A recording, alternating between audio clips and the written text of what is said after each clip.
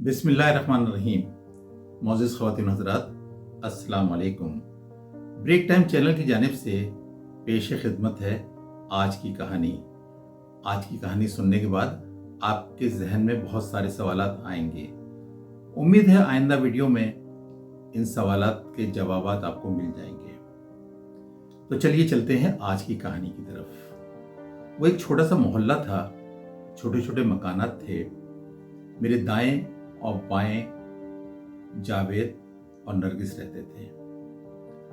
हम तीनों दोस्त थे, मगर नरगिस और जावेद दोस्त नहीं थे, बल्कि वो बहुत तेजी से सीढ़ियां चढ़ते चढ़ते उस मुकाम पर पहुंच गए थे जहां से बस उनको फिर शादी की शहनाइयां सुनाई देती थी।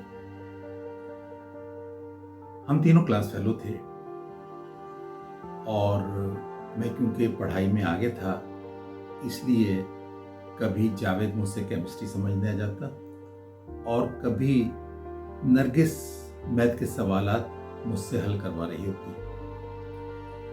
मगर एग्ज़ाम से पहले एक सवाल मेरे जहन से चिपक गया है। एक मुअम्मा था जो हल नहीं हो सका। दरअसल उस दिन हुआ यूं कि मैं सुबह कॉलेज जाने की तैयारी कर रहा था कि दरवाजे पे दस्तक हुई। एक बुजुर्ग खड़े हुए थे। उन्होंने मुझसे ठंडे पानी की फरमाइश की और मुझसे कहा कि मुझे क्लिफ्टन जाने वाली बस का बता दो। क्लिफ्टन दरअसल कराची में एक सयाही मुकाम है, साहिल समंदर है। मैंने उन्हें पानी का ठंडा कटोरा पेश किया और मैंने उन्हें पेशकश की कि मैं उन्हें बस में सवार करवा दूंगा। इसी दौरान जावेद और नरगिस भी आ गए। बस स्टॉप पर खड़े होकर वो बुजुर्ग मुस्तकिल हम तीनों को घूर रहे थे, और खास तौर से जावेद और नरगिस को। फिर उन्होंने जावेद का हाथ पकड़ा और बोले, मेरे बेटे, जो तुम सोच रहे हो वो खुदा की मर्जी नहीं है। जावेद ने हैरत से उनकी तरफ देखा और इतनी देर से नरगिस जो लाताल्लुक खड़ी हुई थी उसके कान खड़े हो गए। वो बुजुर्ग की जानिब मुतवज्जो हुई। बेटी, तेरे लिए एक शहजादा आएगा जिसके सीधे हाथ में 6 उंगलियां होंगी। वो तुझे अपने साथ बहुत दूर लेके जाएगा, 7 समुंदर पार। फिर वो जावेद से मुखातिब हुए, और मेरे बेटे, तेरी शरीक हयात का ताल्लुक तेरे खानदान से ही होगा, तेरे बाप के खून से। मगर वो यहाँ नहीं है, इस शहर में नहीं है, वो पहाड़ों वाले शहर में रहती है। बुजुर्ग की बातें कुछ अजीब सी थी। जावेद और नरगिस का मुंह बन गया और मेरी आंखों में उन्होंने सवालात पढ़ लिए। मैं मुस्कुरा रहा था। मुझे मुस्कुराते हुए उन्होंने देखा तो कहने लगे, बेटा, तू तो पैसा कमाने के लिए समंदर पार जाएगा, बहुत दूर। और मेरी आंखों की चमक उनको बता रही थी कि मैं दूसरी बात क्या पूछना चाहता हूँ। नौजवानी के आलम में हर नौजवान का ये ख्याल होता है कि उसका मुस्तकबिल कैसा होगा। हाल की तो उसको फिक्र होती ही नहीं। हमें जाना और हमें दौरा का फिक्र उसे लगी रहती है। मुझसे कहने लगे, तेरी शरीक हयात एक शायरा होगी। बड़ी अजीब सी बात उन्होंने कही। मैं खामोश हो गया। सामने से बस आ रही थी। मैंने उन्हें इशारा किया और बुजुर्ग बाबा बस में जाकर बैठ गए। बुजुर्ग बाबा चले तो गए, मगर अपने पीछे उन्होंने जावेद और नरगिस को खफा कर दिया। और मैं सोचने लगा कि मैं दयारे गैर अपने मुल्क से बाहर कैसे जाऊंगा। मेरे तो कोई ताल्लुकात भी नहीं, ना मेरा कोई दोस्त है बाहर, ना मेरा कोई रिश्तेदार है, कोई वसाइल नहीं। अगर ऐसा होता तो मेरे वालिद साहब, जो ज़माने से बाहर जाने की कोशिश में लगे हुए थे, वो बाहर ना चले जाते, मगर वो तो सब्र शुक्र के साथ यहीं पाकिस्तान में जॉब कर रहे थे। फिर मैं कैसे जाऊंगा बाहर। फिर उन्होंने जो मुझे बताया कि मेरी शरीक हयात एक शायरा होगी, उस पर भी मैं मुस्कुराया। शेर व शायरी से मुझे भला कहाँ दिलचस्पी थी। ना मुझे शेर आते थे, ना मैं शेर समझता था। और फिर जावेद और नरगिस, उन दोनों के तो निकाहनामे में शरीक हयात का नाम भी दर्ज हो चुका था। जावेद की शरीक हयात का नाम नरगिस दर्ज हो चुका था और नरगिस के हबी का नाम जावेद स्टैम्प हो चुका था। ये बदल नहीं सकता था। वक्त गुजरा, मैंने बहुत सारे सवालात के जवाब हल करे और इम्तिहानात पास करते करते अमली जिंदगी में कदम रखा। तो गल्फ की नौकरी मेरा इंतजार कर रही थी, मुझे खुशामदीद कहने के लिए तैयार थी, बगैर किसी वसाइल और बगैर किसी ताल्लुकात के और बगैर किसी जद्दोजहद के। और ये सब कैसे हुआ, ये मैं फिर किसी वीडियो में आपको इंशाल्लाह बताऊंगा। बड़ी इंटरेस्टिंग कहानी है ये। बहरहाल मैंने बाहर जाने की तैयारी शुरू कर दी और एक दिन मैंने डरते डरते नरगिस और जावेद से कहा, यार तुम्हें वो अपने बुजुर्ग बाबा याद हैं? आजकल वो मुझे बहुत याद आ रहे थे।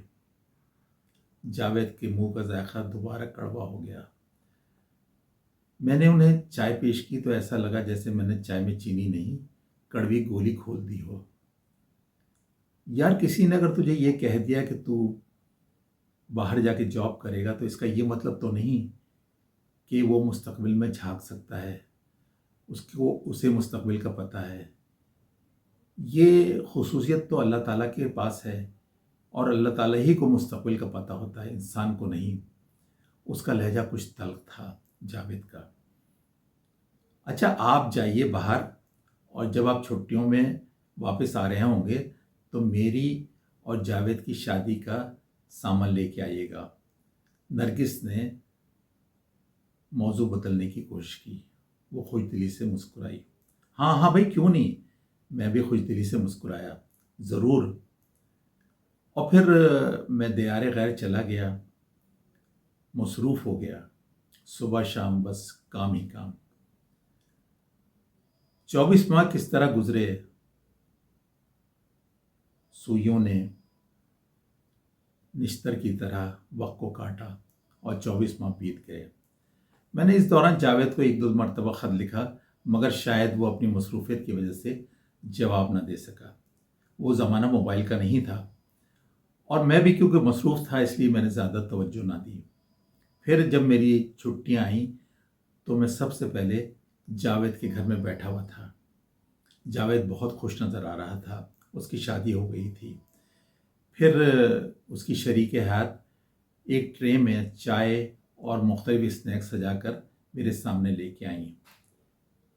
जावेद की बीवी, जावेद की शरीक हयात, मगर वो नरगिस न थी। बैठो नाहिद, ये मेरी शरीक हयात नाहिद हैं, मेरे चाचू की बेटी। ये कोयटा में रहती थी और अब वहाँ से ये कराची आ गई हैं मेरे दिल पर हुक्मरानी करने के लिए। जावेद खासा शौक हो चला था और नाहिद भी खुश नज़र आ रही थी। मेरे अंदर हिम्मत नहीं थी, ना मेरी ज़बान मेरी साथ दे रही थी कि मैं पूछता, सारी ज़िंदगी तो तेरे दिल पर नरगिस ने हुक्मरानी की, अब तूने मलका कैसे बदल ली? बाहर वो मुझे रुखसत करने आया तो आहिस्ता से उसने मुझसे कहा, यार तुझे अपनी क्लास का जहाज़ेब याद है? हाँ हाँ, क्यों नहीं, अच्छी तरीके से याद है। उसके सीधे हाथ में 6 उंगलियां थी ना, और वो बड़ी खामोश तबीयत का मालिक था। आखिरी बेंच पे खामोश बैठा रहता था, उसकी तो किसी से सलाम दो भी नहीं थी। हाँ, वो आजकल अमेरिका में है। जावेद की आवाज़ जैसे किसी गहरे कुएं से आती हुई मालूम हुई। मेरा एक कदम बाहर था और एक कदम अंदर। जावेद ने कहा, नरगिस मिसेस जहाज़ेब बनकर उसके साथ अमेरिका चली गई है। कैसे, मैं बहुत कुछ पूछना चाहता था, बहुत सारे सवालात मचल रहे थे, लेकिन इसी दौरान एक सवाल और सामने आ गया। जावेद की छोटी बहन एनी سامنے آ رہی ہے، جسے میں نے برسوں پہلے دیکھا تھا اور شاید غور سے نہیں دیکھا تھا۔ اب جو میں نے اسے دیکھا زمانے کے بعد تو میں حیران رہ گیا۔ وہ اتنی اسمارٹ اور خوبصورت ہو گئی تھی کہ میری نگاہیں اس پر سے ہٹ نہیں رہی تھیں۔ جاوید نے میرا انہماک دیکھا تو بولا، بھائی اینی جو ہے شاعرہ ہو گئی ہے، بہت اچھے شعر کہتی ہے۔ اور پھر میرے دل میں ہزاروں شعر مچل اٹھے۔ میرا دل چاہا کہ میں بہت سارے شعر اس کی شان میں کہوں، مگر میں اپنے دل کی بات زبان پہ نہ لا سکا کہ اینی تمہیں تو شعروں کی ضرورت نہیں، تم تو خود مجسم ایک غزل ہو۔ میں کچھ نہ کہہ سکا۔ میرے 2 ماہ اینی کی محبت حاصل کرنے اور اس کا دل جیتنے میں لگ گئے۔ مجھے پتہ ہی نہیں چلا میری 2 ماہ کی چھٹی کیسے گزر گئی۔ جب میں اپنا سوٹ کیس اٹھا کر اپنے گھر سے باہر نکل رہا تھا، اس وقت مجھے احساس ہوا کہ میری چھٹیاں تو ختم ہو گئی ہیں۔ میری نظریں جاوید کے گھر کا طواف کر رہی تھیں، مگر وہاں سے اینی برآمد نہیں ہوئی۔ جاوید اور ناہید باہر آئے، مجھے الوداع کہا۔